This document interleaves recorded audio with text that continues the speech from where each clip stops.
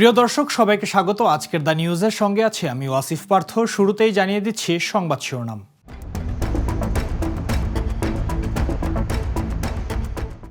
ভারতে ফ্ল্যাট থেকে এমপি আনারের মরদেহ উদ্ধার। বাংলাদেশিরাই এমপি আনারের হত্যার সঙ্গে জড়িত, জানালেন স্বরাষ্ট্রমন্ত্রী। এমপি আনোয়ারুল আজিম হত্যাকাণ্ডের মূল হোতা আটক। বঙ্গোপসাগরে সৃষ্টি হয়েছে লঘুচাপের। শেষ মুহূর্তে কি ঘটেছিল রাইসির হেলিকপ্টারে? বিশ্বকাপের উদ্বোধনী ম্যাচ পরিকল্পনা করবেন বাংলাদেশের শরফুদ্দৌলা।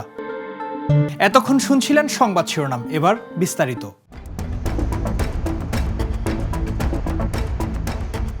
নিখোঁজের 9 দিন পর উদ্ধার করা হয়েছে ঝিনাইদহ 4 আসনের সংসদ সদস্য আনোয়ারুল আজিম আনারের মরদেহ।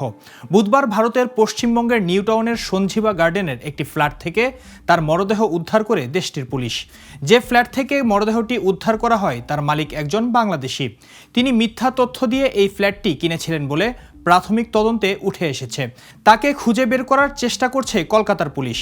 প্রাথমিকভাবে জানা যায়, আনোয়ারুল আজিম আনারের হত্যার সঙ্গে 6 জন জড়িত। এদের সবাই বাংলাদেশি নাগরিক। এদের মধ্যে 5 জন ইতিমধ্যেই বাংলাদেশে চলে এসেছেন। তাদের মধ্যে 3 জনকে গ্রেপ্তার করেছে ডিএমপি। তাদের জিজ্ঞাসাবাদেই বেরিয়ে আসে এই চাঞ্চল্যকর হত্যার ঘটনা। ভারতে যিনি অবস্থান করছেন তাকে আটক করতে চেষ্টা করছে দেশটির পুলিশ।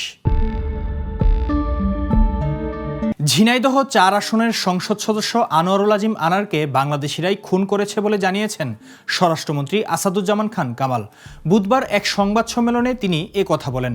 স্বরাষ্ট্রমন্ত্রী বলেন, এমপি আনোয়ারুল আজিম আনারকে পরিকল্পিতভাবে খুন করা হয়েছে। এই ঘটনায় সন্দেহভাজন 3 জনকে আটক করেছে বাংলাদেশ পুলিশ। তিনি আরও বলেন, আনারকে হত্যার বিষয়ে অনেক তথ্যই আছে, তবে তদন্তের স্বার্থে কিছুই বলা যাচ্ছে না। আটককৃতদের জিজ্ঞাসাবাদ করা হচ্ছে। আসাদুজ্জামান খান কামাল বলেন, আনোয়ারুল চিকিৎসার জন্য ভারতে গিয়েছিলেন, তারপরেই তার এই হত্যার ঘটনা ঘটেছে। খুনের মোটিভ জানার কাজ চলছে বলেও জানান তিনি। ভারতের পশ্চিমবঙ্গে ঝিনাইদহ 4 আসনের সংসদ সদস্য আনোয়ারুল আজিম আনারকে হত্যাকাণ্ডের ঘটনায় মূল হোতাসহ কয়েকজনকে আটক করা হয়েছে বলে জানিয়েছেন পররাষ্ট্রমন্ত্রী ডক্টর হাসান মাহমুদ। বুধবার এক অনুষ্ঠান শেষে সাংবাদিকদের মুখোমুখি হয়ে এ তথ্য জানান তিনি। পররাষ্ট্রমন্ত্রী বলেন, যে ফ্ল্যাটে এমপি আনোয়ারুল আজিম আনারকে হত্যা করা হয়েছে বলে ধারণা করা হচ্ছে, কলকাতা পুলিশ সেখানে ঢুকেছিল, কিন্তু লাশ সেখানে পাওয়া যায়নি। তবে হত্যাকাণ্ডের মূল হোতাসহ কয়েকজনকে আটক করা হয়েছে। ডিবি তাদের আটক করেছে।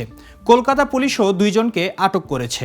তিনি বলেন, কিভাবে এই হত্যাকাণ্ড ঘটানো হয়েছে সে বিষয়ে তদন্ত চলছে। দক্ষিণ পশ্চিম বঙ্গোপসাগর ও তৎসংলগ্ন পশ্চিম মধ্য বঙ্গোপসাগর এলাকায় একটি লঘুচাপ সৃষ্টি হয়েছে বলে জানিয়েছে আবহাওয়া অফিস। বুধবার এক বিজ্ঞপ্তিতে এই তথ্য জানানো হয়েছে। এতে বলা হয়, লঘুচাপটি আরও ঘনীভূত হতে পারে। এদিন আবহাওয়ার আরেক পূর্বাভাসে বলা হয়, দেশের 6 জেলার উপর দিয়ে সন্ধ্যা 6টার মধ্যে ঘন্টায় 45 থেকে 60 কিলোমিটার বেগে ঝড় হতে পারে। সকাল 9টা থেকে সন্ধ্যা 6টা পর্যন্ত দেশের অভ্যন্তরীণ নদীবন্দরসমূহের জন্য দেয়া আবহাওয়ার পূর্বাভাসে এ তথ্য জানানো হয়। এতে বলা হয়, রাজশাহী, রংপুর, দিনাজপুর, পাবনা, বগুড়া, ময়মনসিংহ জেলার উপর দিয়ে পশ্চিম অথবা উত্তর পশ্চিম দিক থেকে ঘন্টায় 45 থেকে 60 কিলোমিটার বেগে বৃষ্টি অথবা বজ্রবৃষ্টি সহ অস্থায়ীভাবে ঝড়ো হাওয়া বয়ে যেতে পারে। এসব এলাকার নদীবন্দরসমূহকে 1 নম্বর সতর্ক সংকেত দেখাতে বলা হয়েছে। এবার আন্তর্জাতিক খবর।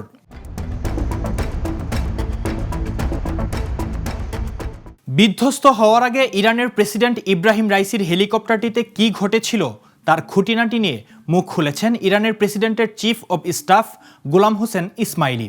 রাইসিকে বহনকারী হেলিকপ্টারটির পাশেই আরেকটি হেলিকপ্টারে ছিলেন ইসমাইলি। ওই দিন শেষ মুহূর্তে আসলে কি ঘটেছিল তা নিয়ে ইরানের রাষ্ট্রীয় সংবাদ মাধ্যম ইরনার সঙ্গে কথা বলেছেন তিনি। ইসমাইলি বলেন, রোববার হেলিকপ্টার 3টি যাত্রা শুরু করে। ওই সময় আবহাওয়া চমৎকার ও স্বাভাবিক ছিল। প্রেসিডেন্টকে বহনকারী হেলিকপ্টারটি মাঝখানে ছিল। সামনে একটি ও পেছনে আরেকটি হেলিকপ্টার ছিল। যাত্রা শুরুর 45 মিনিট পর রাইসিকে বহনকারী হেলিকপ্টারের পাইলট অন্য 2টি হেলিকপ্টারের পাইলটকে আরও উঁচুতে ওঠার নির্দেশ দেন। মূলত তিনি কাছাকাছি থাকা ঘন মেঘ এড়িয়ে যেতে চেয়েছিলেন। ওই সময়ই হঠাৎ রাইসিকে বহনকারী হেলিকপ্টারটি উধাও হয়ে যায়। ঘন মেঘের উপর দিয়ে উড়ে যাওয়ার 30 সেকেন্ড পর আমাদের পাইলট প্রথম খেয়াল করেন প্রেসিডেন্টকে বহনকারী হেলিকপ্টারটি দেখা যাচ্ছে না। এরপর আমাদের পাইলট বৃত্তাকারে ঘুরতে থাকেন, হেলিকপ্টারটি খুঁজতে থাকেন। রাইসিকে বহনকারী হেলিকপ্টারের সঙ্গে বেশ কয়েকবার রেডিও ডিভাইসে যোগাযোগের চেষ্টা করা হয়, কিন্তু তা সফল হয়নি। এরপর আমাদের হেলিকপ্টারটি উচ্চতা কমিয়ে আনে এবং পাশের একটি তামার খনিতে অবতরণ করে। এবার খেলার খবর।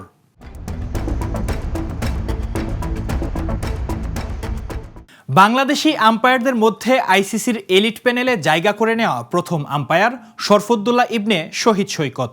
নির্ভুলভাবে ম্যাচ পরিকল্পনার জন্য এরই মধ্যে খ্যাতি পেয়েছেন তিনি। কঠিন মুহূর্তে বিচক্ষণতার সঙ্গে সিদ্ধান্ত দিতে অত্যন্ত দক্ষ এই বাংলাদেশি আম্পায়ারের নাম এবার আরেকটা প্রথমের সঙ্গে জড়িয়ে যাচ্ছে। আসন্ন টি-20 বিশ্বকাপের উদ্বোধনী ম্যাচে ফিল্ড আম্পায়ার হিসেবে দায়িত্ব পালন করবেন শরফুদ্দুল্লাহ। আগামী 2 জুন যুক্তরাষ্ট্র ও কানাডার মধ্যকার ম্যাচ দিয়ে মাঠে গড়বে টি-20 বিশ্বকাপের নবম আসর।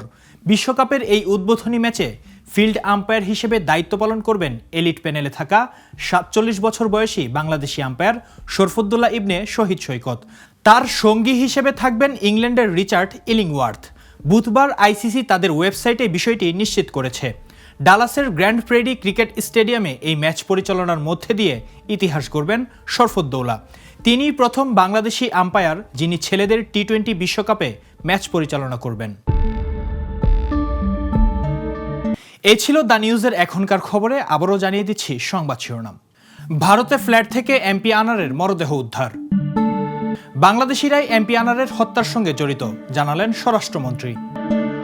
এমপি আনোয়ারুল আজিম হত্যাকাণ্ডের মূল হোতা আটক।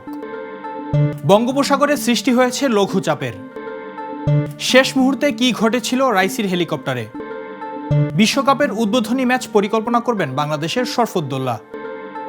এই ছিল আজকের দ্য নিউজে। পরের সংবাদ দেখতে ভিজিট করুন thenews24.com। চোখ রাখুন দ্য নিউজের ফেসবুক ও ইউটিউব চ্যানেলে। সঙ্গে থাকুন। শুভরাত্রি।